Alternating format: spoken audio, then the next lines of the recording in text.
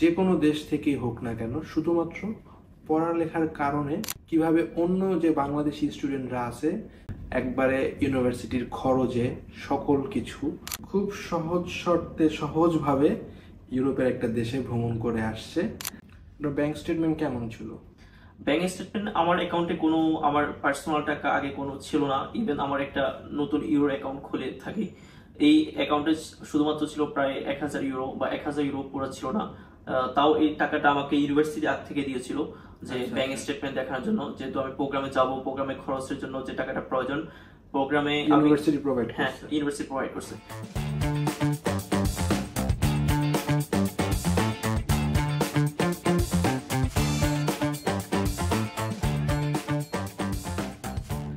আসসালামু আলাইকুম বন্ধুরা, সবাইকে স্বাগত।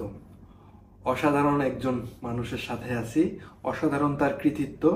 সে একেবারে সহজে, খুব সহজ শর্তে সহজভাবে ইউরোপের একটা দেশে ভ্রমণ করে আসছে। মাত্র ব্যাংক স্টেটমেন্ট কত জানি ছিল? আমার 1000 euro, like that, not more than 1000 euro. আচ্ছা, তো আমরা এখন আছি তুরস্কে। তুরস্কে পড়ুয়া একজন ছাত্রের ভিডিও নিচ্ছি। আপনারা সারপ্রাইজ হয়ে যাবেন যে একজন স্টুডেন্টের কত রকমের অপরচুনিটি থাকে যদি সে একটু অ্যাক্টিভ হয় এবং একাডেমিক কারিকুলামগুলো যদি জানা থাকে। তো এই যে আমাদের সাথে তানভীর ভাই আছে, ইনি খুবই কিছুদিন আগেই ইউরোপ ঘুরে আসলো একবারে ইউনিভার্সিটির খরচে, সকল কিছু ইউনিভার্সিটির আন্ডারে, খুব সহজ সুন্দরভাবে। তো আজকে আমরা তার এই এক্সপিরিয়েন্স নিয়ে শেয়ার করব কিভাবে অন্য যে বাংলাদেশি স্টুডেন্টরা আছে যে কোনো দেশ থেকেই হোক না কেন, শুধুমাত্র পড়ালেখার কারণে বিভিন্ন দেশে কনফারেন্স বলেন, একাডেমিক কৃতিত্ব, এই সকল বিভিন্নভাবে যোগদান করতে পারে। তো ভাইয়া, আপনি ইউরোপের কোন দেশে গিয়েছিলেন? প্রথমেই আমি শুভেচ্ছা ও স্বাগতম জানাচ্ছি সকল দর্শক বিন্দুকে, এবং রিফাত ভাইকেও ধন্যবাদ জানাই আমাকে এমন একটা সুযোগ দেওয়ার জন্য, যেখানে আমি আমার স্টোরি বা গল্প তুলে ধরার মাধ্যমে এখানে তুরস্কে আগত স্টুডেন্টদেরকে তাদের ভবিষ্যৎ পরিকল্পনা সম্পর্কে বলতে পারবো, এবং যারা হায়ার এডুকেশনের জন্য বাংলাদেশে স্টুডেন্টরা ইচ্ছুক তারা কোন দেশ কিভাবে যেতে পারে এবং তারা তুরস্কে আসার প্রতি তাদের আগ্রহের কারণগুলোর মধ্যে অন্যতম কোন কারণটি হতে পারে সেটিও তুলে ধরার চেষ্টা করব। তো আমি যে কান্ট্রিতে গিয়েছিলাম 2024 সালের ফেব্রুয়ারির লাস্টে 26 তারিখ, সেটি হচ্ছে স্লোভেনিয়া। স্লোভেনিয়া একটি সেনজেনভুক্ত কান্ট্রি, যেটি ইতালির পাশেই একটি কান্ট্রি।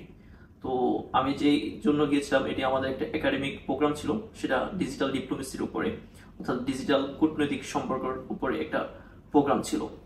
তো এই প্রোগ্রামটিতে তুরস্কের 2টা ইউনিভার্সিটি এবং ইউরোপের সেনজেনভুক্ত কান্ট্রিগুলো থেকে 6টি ইউনিভার্সিটি পার্টিসিপেট করে। আমাদের হোস্ট কান্ট্রি ছিল স্লোভেনিয়ার লুবলানা ইউনিভার্সিটি। জি। তো আপনার এই যে তুরস্কের থেকে যে গেলেন কনফারেন্সে, ওইখানে থার্ড ওয়ার্ল্ড কান্ট্রি কিংবা আপনার কিরকম ফিল হয়েছে? আপনাকে যে ভিসার ক্ষেত্রে বলেন, ওইখানে যাওয়ার পরে যে অ্যাকসেপ্ট করে নিছে, পরিচয়, আশেপাশের অন্যান্য দেশ, সবকিছু মিলে ব্যাপারটা কেমন লাগছে আপনার কাছে? ধন্যবাদ, আপনি একটি সুন্দর কোয়েশ্চেন করেছেন।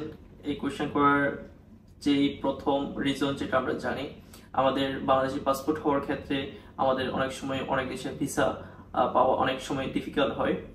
তো প্রথমেই বলে রাখি, এটা আমাদের একটা ইউনিভার্সিটি প্রোগ্রাম ছিল, আমাদের ইউনিভার্সিটি সহ আরো 5টা ইউনিভার্সিটি। আপনার এই ইউনিভার্সিটি কি পাবলিক না প্রাইভেট? আমার ইউনিভার্সিটিটা প্রাইভেট ইউনিভার্সিটি। এটি টার্কির হচ্ছে চেম্বার অফ কমার্স, আপনারা জানেন, কমার্সের একটা প্রাইভেট ইউনিভার্সিটি, বাট অনেক ভালো এবং ভালো কোয়ালিটি ইউনিভার্সিটি আর কি। তো আমি যেটি বলছিলাম, এটি আমাদের একটা একাডেমিক প্রোগ্রাম ছিল। আপনারা জানেন তুরস্কের প্রত্যেকটা ইউনিভার্সিটির ইউরোপিয়ান ইউনিভার্সিটিগুলোর সাথে এগ্রিমেন্ট করা থাকে। প্রতি বছরই তারা এরাসমুস প্লাস, এরাসমুসের আন্ডারে তারা স্টুডেন্ট পাঠিয়ে থাকে। তো আমার প্রোগ্রামটা একটু ডিফারেন্ট ছিল, কারণ প্রত্যেকটা ইউনিভার্সিটিতে থাকে 6 মাসের কোর্স থাকে। তারা ফার্স্ট ইয়ার কমপ্লিট করার পর এখানে ইংলিশ পরীক্ষা হয়। পরীক্ষার মাধ্যমে তারা 5 জন বা 6 জন বা প্রতিটা ফ্যাকাল্টি ওয়াইজ কিছু স্টুডেন্ট পাঠিয়ে থাকে একটা সেমিস্টার বা 2টা সেমিস্টার করার জন্য। তো আমার এই প্রোগ্রামটা ওরকম কোনো 6 মাস বা 1 সেমিস্টার কোনো প্রোগ্রাম ছিল না। এটি ছিল 6 দিনের প্রোগ্রাম, বাট এটা founded by Erasmus plus project, European Union এবং হচ্ছে টার্কিশ গভর্নমেন্টের কোলাবরেট।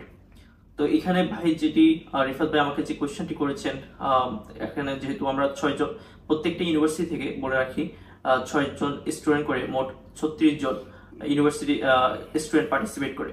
তাদের মধ্যে শুধুমাত্র আমি এশিয়ান বা থার্ড ওয়ার্ল্ড কান্ট্রি বা আমি যেটা বলতে পারি ডেভেলপিং কান্ট্রি থেকে আমি পার্টিসিপেট করি। তো এখানে যেটি বলা হয়ে থাকে ভিসা পাওয়ার ক্ষেত্রে কোনো আমি ডিফিকাল্টি ফেস করেছি কিনা, তো এখানে ইন্টারেস্টিং একটা বিষয় বলে রাখি। ফর এক্সাম্পল আমাদের ইউনিভার্সিটি থেকে আমরা 6 জন এবং টিচার 3 জন সহ মোট আমরা 9 জন ভিসার জন্য অ্যাপ্লিকেশন করি। অ্যাজ ইউজুয়াল আমরা ভিসা অ্যাপ্লিকেশন করার পর যে শুধুমাত্র আমি একজন বিদেশি বা বাংলাদেশি বা এশিয়ান ডেভেলপিং কান্ট্রি থেকে হওয়ার কারণে আমাদের যে বাকি 8 জন তারা টার্কিশ ছিলেন, তাদের দেখা যায় যে তারা যে সপ্তাহে আমরা বৃহস্পতিবারে ফর এক্সাম্পল ভিসার জন্য অ্যাপ্লিকেশন সাবমিট করি, পরের সপ্তাহে 3-4 দিন ভিতরে ওদের পাসপোর্টগুলো ভিসা সহ চলে আসে। বাট আমারটা is taking time to get visa. It's almost আপনার ব্যাংক স্টেটমেন্ট কিংবা এক্সট্রা কি ডকুমেন্ট দিতে হয়েছে যেটা টার্কিশদের দিতে হয়নি? আমরা ডকুমেন্ট সবগুলোই সেম দিয়েছি, বরং বলা চলে একটা ডকুমেন্টস আমি কমে দিয়েছি, যেটি হচ্ছে ফ্যামিলি সার্টিফিকেট। তো এখানকার আমাদের টার্কিশ স্টুডেন্ট যারা ছিলেন তাদের এটা ইজিলি তারা এখানকার ইমিগ্রেশন থেকে তারা এটা নিতে পারে, বাট বিদেশিদেরকে এই সার্টিফিকেটটা দেওয়া হয় না। তো ফ্যামিলি সার্টিফিকেটটা তারা ইজিলি নিয়ে নিয়েছে। এক্ষেত্রে আমার সার্টিফিকেটটা আমি দিই নেই, বাংলাদেশ থেকে নিয়ে আসছিলাম, আমার সময় লাগবে, শর্ট টাইম ছিল, যার কারণে আমার এই সার্টিফিকেটটা দেওয়া হয়নি। ওই সার্টিফিকেট ছাড়াই আমি সাবমিট করেছি। ব্যাংক স্টেটমেন্ট কেমন ছিল? ব্যাংক স্টেটমেন্ট আমার অ্যাকাউন্টে কোনো আমার পার্সোনাল টাকা আগে কোনো ছিল না। ইভেন আমার একটা নতুন ইউরো অ্যাকাউন্ট খুলে থাকি, এই অ্যাকাউন্টে শুধুমাত্র ছিল প্রায় 1000 ইউরো বা 1000 ইউরো পুরো ছিল না। তাও এই টাকাটা আমাকে ইউনিভার্সিটি আগ থেকে দিয়েছিল যে ব্যাংক স্টেটমেন্ট দেখানোর জন্য, যেহেতু আমি প্রোগ্রামে যাব, প্রোগ্রামে খরচের জন্য যে টাকাটা প্রয়োজন প্রোগ্রামে ইউনিভার্সিটি প্রোভাইড হ্যাঁ ইউনিভার্সিটি প্রোভাইড করছে। বলে রাখা ভালো, ইউনিভার্সিটি টাকাটা প্রোভাইড করার আগে আমাদেরকে এই প্রোগ্রামে সিলেক্ট হওয়ার জন্য আমাদেরকে পরীক্ষা দিতে হয়েছে। পরীক্ষাতে আমাদের প্রায় 40 জনের মতো ক্যান্ডিডেট ছিল, পরীক্ষা পার্টিসিপেট করছে।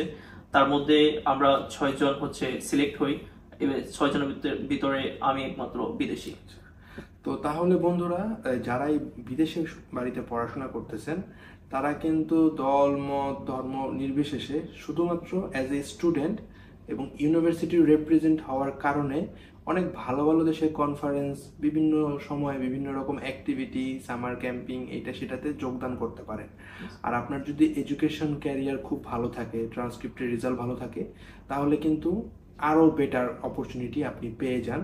এবং এটা কিন্তু স্টেপ বাই স্টেপ ভবিষ্যতে আপনার কাজে আসে, যে আপনি একটা দেশে গেছিলেন কনফারেন্সে, আর একটা দেশে কনফারেন্সে যাওয়ার জন্য আপনার একটা দরজা খুলে যায় এবং আপনি একটা ইন্টারন্যাশনাল এনভায়রনমেন্টে থাকেন।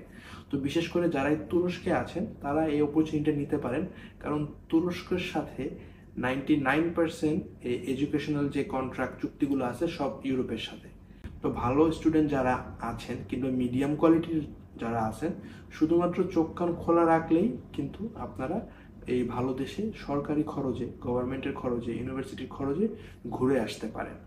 তো যেহেতু আমি ভ্রমণ করা পছন্দ করি এবং যারাই যখনই একটা ভালো দেশে যায় আমি তাদের সাথে আগ্রহ নিয়ে পরিচয় হয়ে জানতে চাই এবং আপনাদেরকে জানাতে চাই যে কিভাবে কোন সুযোগটা নেওয়া যায়।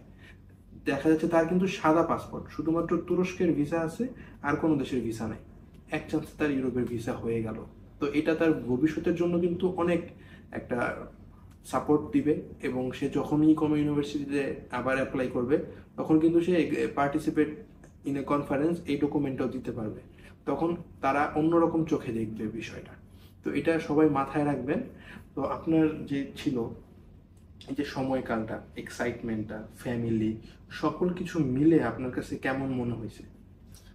প্রথমে আমি একটু দুশ্চিন্তায় ছিলাম, যেটি বলতেছিলাম আমার কোথায় ভিসা অ্যাপ্লিকেশন করার পর আমাদের যারা আমার সাথে আরো 8 জন ছিলেন একাডেমিশিয়ান এবং পাশাপাশি আমাদের পার্টিসিপেন্ট যারা স্টুডেন্ট ছিলেন, তারা এক সপ্তাহের ভিতরে ভিসা পেয়ে যায়। বাট আমার পাসপোর্ট এক সপ্তাহের ভিতরে আসে নাই, আমারটা সময় লাগে প্রায় অলমোস্ট 3 উইকস সময় লাগে।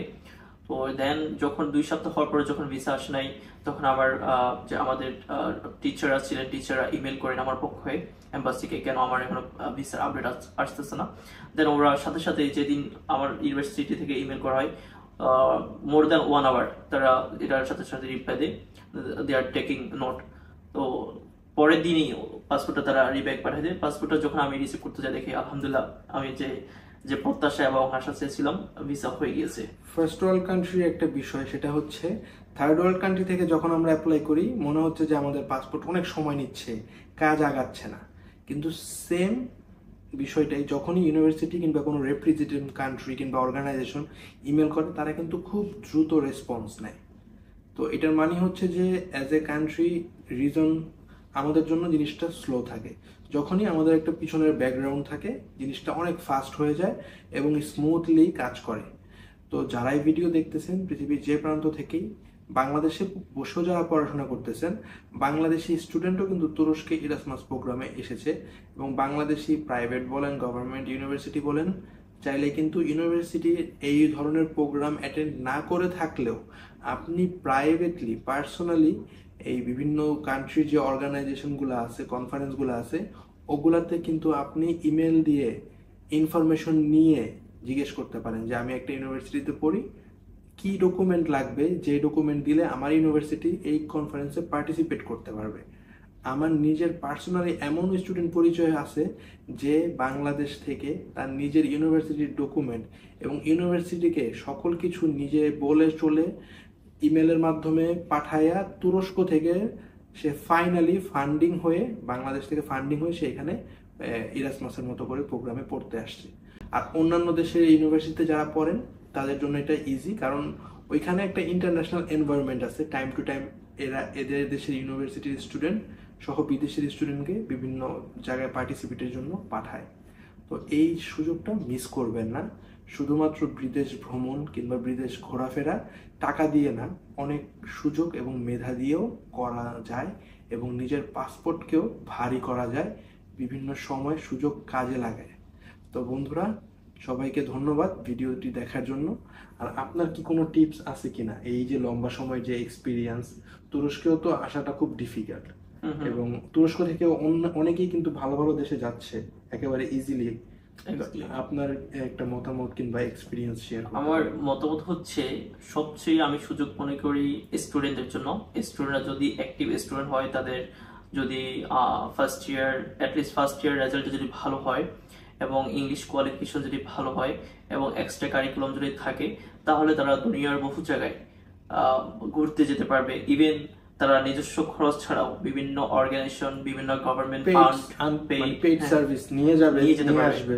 তো আমি মনে করি স্টুডেন্টদের জন্য সবচেয়ে সুবিধা বেশি। আমরা অনেক সময় মনে করি আমরা স্টুডেন্ট, আমাদের টাকা নাই, পয়সা নাই, কোনো ব্যাকআপ নাই, পাশাপাশি আমাদের অ্যাকাউন্টে কোনো নাই, যার কারণে আমাদের সুযোগ সুবিধাটা আমাদের জন্য আরো খুব কম। কিন্তু আমি মনে করি দলমত দেশ নির্বিশেষে কোনো কিছু আসে যায় না। আমি মনে করি স্টুডেন্টদের জন্য সবচেয়ে সুবিধা বেশি। তারা বিভিন্ন দেশে ঘুরতে যেতে পারবে, ইভেন বিভিন্ন গভর্নমেন্ট, বিভিন্ন অর্গানাইজেশনের ফান্ডের মাধ্যমে। তো শুধুমাত্র আমাদেরকে এই ডিজিটাল দুনিয়াতে শুধুমাত্র একটু চোখ কান খোলা রাখতে হবে, অ্যাক্টিভ হতে হবে, বিভিন্ন একটু সময় নিয়ে। আপনার কাছে হয়তো একটা অর্গানাইজেশন বা একটা প্রোগ্রাম অ্যাপ্লাই করবেন হবে না, দুইটা প্রোগ্রাম অ্যাপ্লাই করবেন হবে না। এরকম যদি আপনি 10টা 20টা, যদি প্রয়োজন হলে আপনি 100টা প্রোগ্রাম অ্যাপ্লিকেশন করবেন, দেন আপনি যখন আপনি একটা দুইটা করে আপনি পার্টিসিপেট করবেন, দেন আপনি এভাবে আপনার ফিউচার প্ল্যানটা সাজাতে পারবেন, টাকা ছাড়া ভ্রমণ করতে পারবেন, বিভিন্ন কালচার মানুষ সাথে মিশতে পারবেন, প্রোফাইল আস্তে আস্তে ভারী হবে, নিজে নিজে মন থেকে আগ্রহ হবে, আরে আমি তো অনেক কিছু জানি। যেমন এমনও আছে বর্তমানে শুধুমাত্র সোশ্যাল মিডিয়া ফলো করেও আপনি অনেক অপরচুনিটি নিয়ে নিতে পারবেন। বিভিন্ন অর্গানাইজেশন আছে, এদের শুধু ইনস্টাগ্রাম ফলো করলেও এরা বিভিন্ন সময় বিভিন্ন কিছু জানাচ্ছে, পার্টিসিপেটের একটা চান্স থাকতেছে। পাশাপাশি হচ্ছে শুধুমাত্র ফার্স্ট ইয়ারটা যদি আপনি, ফার্স্ট ইয়ারের সাবজেক্ট কিন্তু ইজি থাকে, পড়াশোনাটা কিন্তু ইজি থাকে, ফার্স্ট ইয়ারে ভালো রেজাল্ট দিয়েই কিন্তু আপনি যেতে পারবেন। আরেকটা টিপস হচ্ছে যে এইরকম অর্গানাইজেশন এবং মানে ভালো দেশে যাওয়ার ক্ষেত্রে এরা যেটা প্রায়োরিটি দেয়, স্টুডেন্ট যদি ফার্স্ট এবং সেকেন্ড ইয়ারে থাকে তাহলে এরা মানে অগ্রাধিকার দেয় বেশি। যদি লাস্ট ইয়ার স্টুডেন্ট থাকে জিজ্ঞেস করে লাস্ট ইয়ার কিনা, লাস্ট ইয়ার হলে তারা আরো রিস্কে থাকে যে সে যায় মনে আসবে না। ইরাসমাসের ক্ষেত্রে first year second year, work and ট্রাভেলের ক্ষেত্রে ফার্স্ট ইয়ার সেকেন্ড ইয়ারকে এরা এই যে এখানকার যে এজেন্সি বলেন ইউনিভার্সিটি আছে অগ্রাধিকার বেশি দেয়। যখনই শুনে লাস্ট সেমিস্টার তখনই তারা এজেন্সিরা নেয় না। তো যারা ফার্স্ট সেমিস্টারে আছেন তাদের কিন্তু বিশাল অপরচুনিটি, শুধুমাত্র এক সেমিস্টারের রেজাল্ট ভালো করে চোখ কান খুলে রেখে, আর আপনাদের ইউনিভার্সিটির যারা ভাই ব্রাদার আছে যারা এরকম তার মতো অর্গানাইজেশনে গেছে তাদের সাথে সুসম্পর্ক রাখলেন, তাদের ইনস্টাগ্রামটা ফলো করলেন। ভাই আপনার ইনস্টাগ্রামের নামটা একটু বলে দেন। আমার ইউনিভার্সিটির ইনস্টাগ্রামের নাম হচ্ছে মোহাম্মদ তানভীর, মোহাম্মদ সে ডট কিন্তু তানভীর। টাইম টু টাইম তুরস্কের বিভিন্ন অ্যাক্টিভিটি সম্পর্কে শেয়ার করে। তো এরকম অনেক কিছু জানতে পারবেন শুধুমাত্র কারেক্ট মানুষকে ফলো করলে, কারেক্ট পাতে যদি আপনারা হাঁটেন। তো ভালো থাকবেন, আমরা সামনে আরও আপনাদেরকে এরকম সাকসেস স্টোরি নিয়ে আসবো। এডুকেশন বলেন, বিজনেস বলেন, বেটার সাকসেস পজিটিভ নিউজ আমরা আপনাদেরকে ছড়াবো, জানাবো। ধন্যবাদ সবাইকে। আসসালামু আলাইকুম।